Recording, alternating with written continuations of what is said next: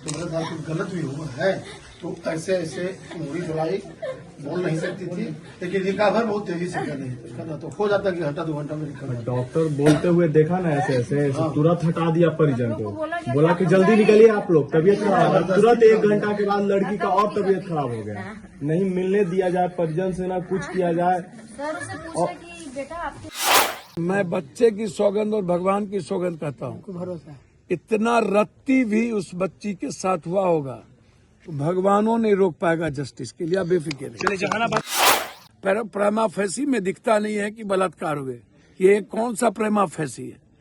आप वीडियो कर रहे हैं तो वहाँ चोट पा रहे हैं, आप कई जगह आपने चोट पाया। आंखों में डॉक्टर बनने का सपना लिए एक बच्ची जहानाबाद से पटना पढ़ाई करने पहुंचती है, लेकिन उसके सपनों को उड़ान भरने से पहले ही उसके पंख काट दिए जाते हैं। नमस्कार, आप सभी का स्वागत है AR24 बिहार के वीडियो में। मैं वेद आपके साथ। देखिए, बीते दिनों की बात है, जहानाबाद की रहने वाली बच्ची पटना में रहकर नीट की पढ़ाई कर रही थी, लेकिन जिस हॉस्टल में वो रहती थी उसी हॉस्टल में वो संदिग्ध हालत में मृत पाई जाती है।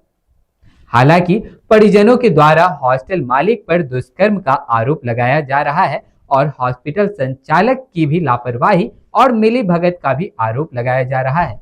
वहीं पुलिस अभी छानबीन में जुटी है।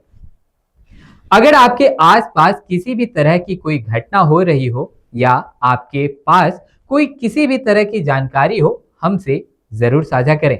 हमारा नंबर है 7676562424, ताकि हमारी टीम आप तक पहुंचे और आपकी सहायता कर सके। लेकिन अगर बात करें पूर्णिया सांसद पप्पू यादव की, तो आज पप्पू यादव जहानाबाद पहुंचते हैं और मृतक किशोरी के परिवार से मिलते हैं। पहले आप देखिए कि किस तरह से पप्पू यादव परिजनों के पास बैठकर उनसे बात कर रहे हैं और उनके बातों को सुन रहे हैं। लेकिन अब आप सुनिए कि पप्पू यादव का क्या कहना है इस पूरे मामले पर। यह बच्ची किसी से न मिलती थी सिवाय पढ़ाई के।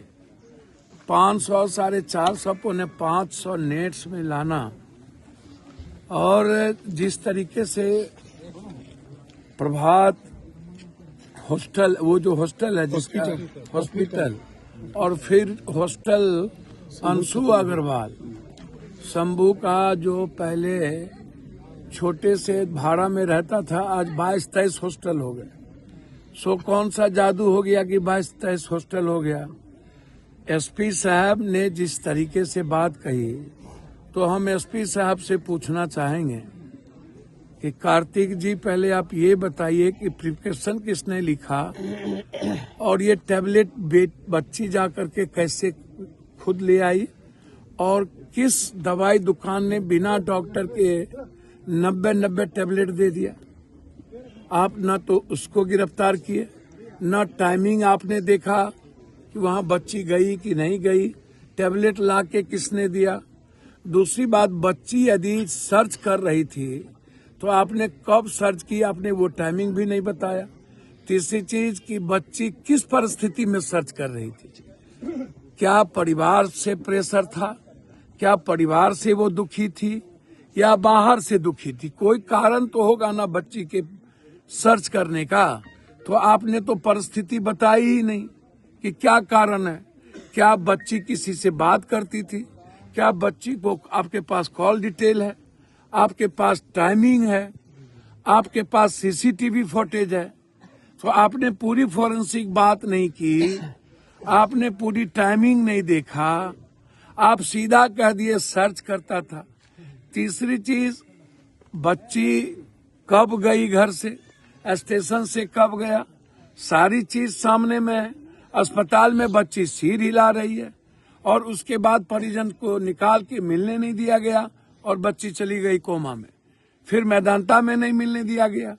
तो इसके कई पक्ष हैं, कई पहलू हैं, और आप पहले ही कह दिए कि प्रेमा फैसी में दिखता नहीं है कि बलात्कार हुए। ये कौन सा प्रेमा फैसी है?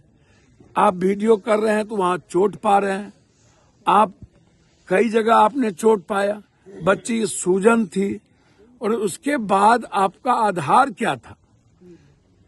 तो पहला आधार होता है कि बच्ची या कोई भी बच्चा, कोई भी व्यक्ति के पीछे कारण क्या है, कि लोग आत्महत्या कर रहे हैं।